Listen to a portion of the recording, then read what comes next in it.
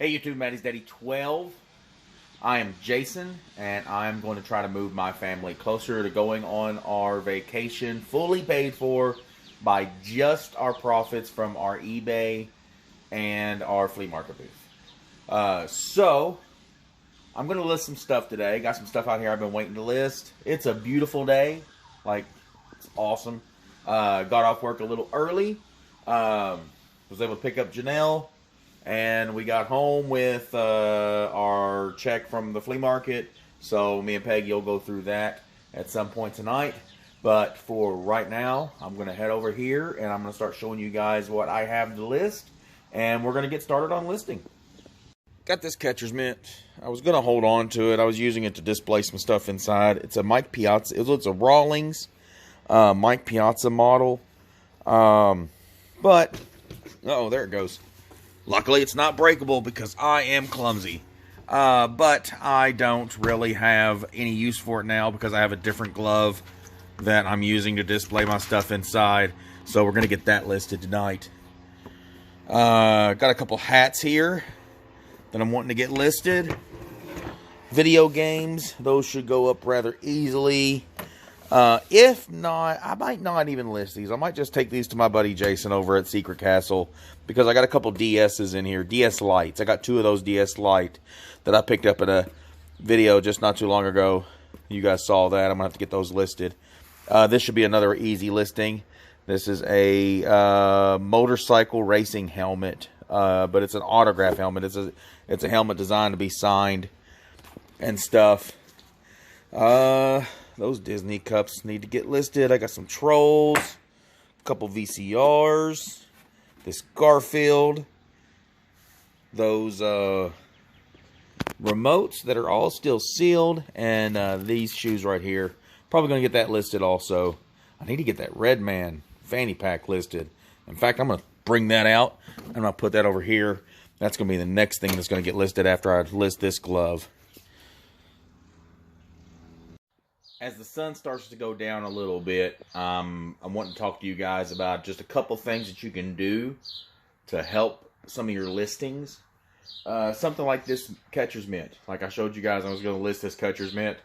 A big thing that you can do for something along these lines that will make your listings a lot more competitive with some of the other listings that are out there, and something that I'm going to do now is this mitt, this catcher's mitt will actually fit inside of one of these priority flat rate envelopes. You got to kind of shove it in there a little bit, but it will fit in there. And that padded flat rate will cost $8.55 to ship, no matter where it's going. $8.55 flat. So I can put that in there and it gets shipped to California and it not be any big deal. It's going to weigh about 3 pounds packaged in a box. If I was to ship a 3-pound package to, say, California again, seeing as that's across the nation, and that seems to be where all of my packages seem to be going right now, that would cost probably around $15 to $16. So because of that, I can actually cut my customer's shipping cost in half by using one of these priority flat rate mailers, and you can get them from the USPS for free. You just got to jump on their USPS.com and order them from there. Just a little tidbit. I want to throw that in there. Maybe in a little bit, after I list a couple more things, we might answer a few more questions.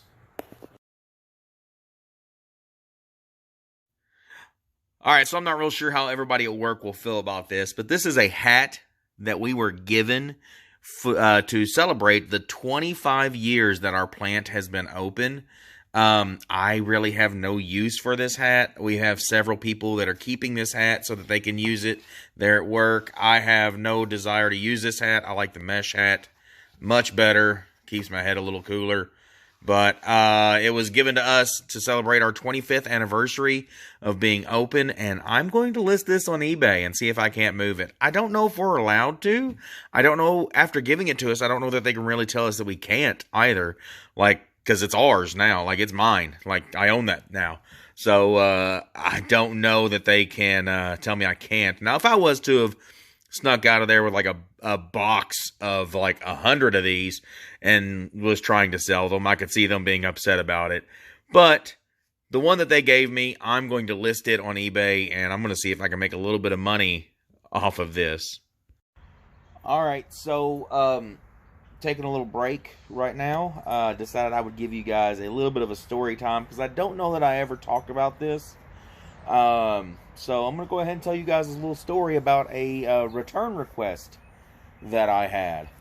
So if you guys remember, right around Christmas, actually I believe it actually sold on Christmas Day, I had a boombox stereo system that sold, and I believe I took an offer of $45 for it.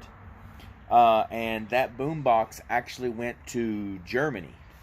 So I packaged it up as best I can, shipped it to Erlanger, Kentucky, because that's where the eBay distributing center for the global shipping program is at. So all I'm responsible for doing is getting it from here to Erlanger, Kentucky. Once it gets to Erlanger, a lot of the packages get opened. Depending on what kind of packaging you've put it in, a lot of the packages will get opened, and eBay will repackage them in a safer manner for it to get shipped to wherever it's going. Or, you know, if I was to ship it in like a USPS priority box, they might replace the USPS priority box because it may not be using USPS per se to get to Germany, like where this one went, or Australia, or England, or any of the other countries that are covered in the global shipping program. So I shipped this thing out. It's gone, I don't know exactly, 35 days, 40 days. Now they have 30 days to open a return. So 35, 40 days after the guy gets the item, he then messages me and is like, hey, I got it, and it's broke. He says, I've been gone on holiday, and I just returned, and, you know, been out of the country, just returned, and I have found the package tossed over a 3-meter fence, so about 6 feet in the air, tossed over a fence, and according to the delivery tracking, it was actually delivered like 11 or 12 days before then. So, and then he, messaged me and said he just got back and he just found it like that. It had been tossed over a 6-foot tall fence, and it had apparently been sitting outside in his front yard for about 2 weeks. So, I didn't really know what to do at this point because, honestly, they only have 30 days to open the return. So, I could have been a butt about it, and just said, hey, you're kind of stuck. Like, nothing I can do about it. It's been 30 days. I've done my part. But I didn't. When he messaged me, I was like, hey, not real sure exactly what's going to happen. But let me make contact with eBay, and then I will message you back. Which I did. I made contact with eBay, and eBay said that because it went through the global shipping program, the first step that would have to be done would be he would have to open a return request. So I told him that, and I said it looks like everything's going to be taken care of through eBay, but nothing I can do right now through us. You're going to have to send me pictures and open a return request and send me pictures of the broken item in the return request. That's what eBay had told me to do. So he does. He opens the request, and then I call eBay back after he opened the request and was like, hey, this is the item. This is the situation.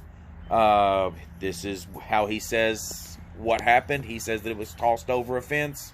It has sat outside in the rain, in the elements for X number of days. What do we do?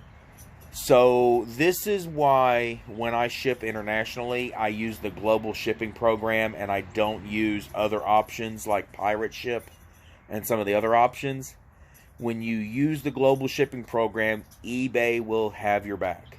eBay took care of the full refund to the customer because the shipping, the shipping company that they decided to use to ship from Erlanger to the customer did not hold up their end of the bargain, did not do their job well. So they took care of the refund. I got to keep the funds for the boombox, and they refunded the customer. So there you go, guys. That was just a short little. Well, I guess not short. Probably a little longer than it probably should have been. So that's just a little return story. Everything got taken care of. Everything was really good. Again, this is why I tell you guys I prefer to use eBay as my online selling option, because they have done a really good job of taking care of the seller and protecting the seller in most parts. It is always a buyer's world on eBay. The buyer is always right, but they do a good job of protecting the seller also. So let's get back inside and let's get back to work. Guys, I'm drawing a blank on what to list this Redman fanny pack for. Part of the reason, I was looking it over and I realized that it is actually, I believe this is Mossy Oak logo. It might be Realtree, and I'm fairly certain it's not Realtree. I am 99% certain that it is Mossy Oak. I need to holler at my redneck buddy Dylan and find out exactly for sure.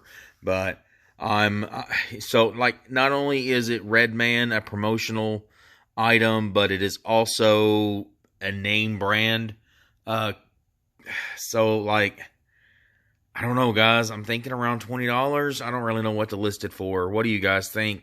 Comment below. Let me know what you think you would list it for, because I'm kind of catching, kind of caught off guard on that. What do you think, Garfield? Garfield? Come on, man. No help at all? So one of the questions that I get asked a lot about the reselling is, what kind of stuff do I find at the thrift stores and at the Goodwills that and yard sales? What kind of stuff do I keep? But I actually got a slightly different question today, just a little bit of a twist to that kind of same question. What kind of stuff do I intend to use the money for to buy personally? Got asked that question today by a guy at work. And of course, we're using a lot of this money to put aside for our vacation. And the guy knows that. But he's like, obviously there's going to be stuff that, like, you can earmark this money and pull it out and buy yourself something. Like, what would you buy? And to be completely honest with you guys, I have one item that is listed right now, and I have already earmarked the profits from that item. As soon as it sells, I'm going to go buy a thermal printer. I want to use a thermal printer for the business. I want to be able to print the shipping labels onto just a label where I can just pull it off and right on the box, and it's good. Right now, I have to print it onto paper, cut that paper, and then tape the label onto the package. It would be so much easier if I had a thermal printer where I can just go sold, it prints the label, I peel the label off, and then stick the label. So I have a set of hubcaps that are listed right now that are from a 71, I think it's 71 to 76 Ford F100 truck. They're OEM, OME, I don't know, whatever. They're original hubcaps to the vehicle.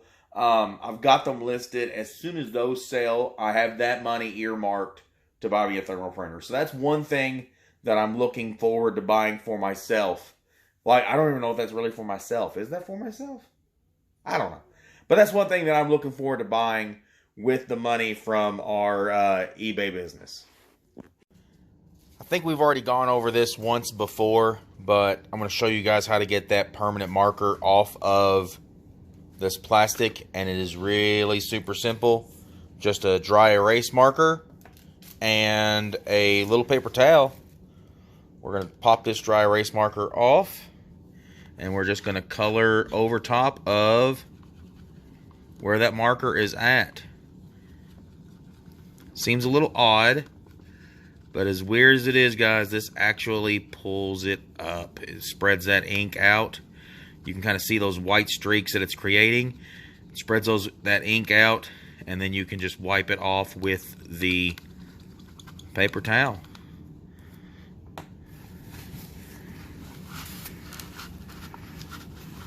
And boom, it's gone. I can now sell this as brand new. All right, we've come to the end of the day. I say the end of the day, but man, I've already been to work, did all that, been home, come to the end of the afternoon and the evening. We've ate dinner. I've got a bunch of things listed. I've told you guys some stories. So yeah, I hope you guys have enjoyed the evening with me as much as I've enjoyed it with you guys. So now we are in the top of the ninth of the end of the Yankees game. They are winning against the Toronto Blue Jays right now. I'm going to wrap this up so I can get back over there so I can finish watching the Yankees games. And I will talk to you guys another time. And if this is the kind of stuff that you're into, then you're into this kind of stuff, I guess. I don't know. I don't know what to tell you. So, I appreciate it, guys. Subscribe, comment down below, and show us how much you love us. Jeter, buddy, what are you doing, man? You have dug up the whole yard, man. Are you having fun? Jeter, buddy. Hey, Jeter puppy. You having fun? Are you having fun? Huh? Are you on your lead? Yeah, you're on your lead. Do you get to run the whole backyard? Huh? Do you run the whole backyard now? You do? Look at him. Look at the good little puppy. Are you a good little puppy? Jeter, are you a good little puppy?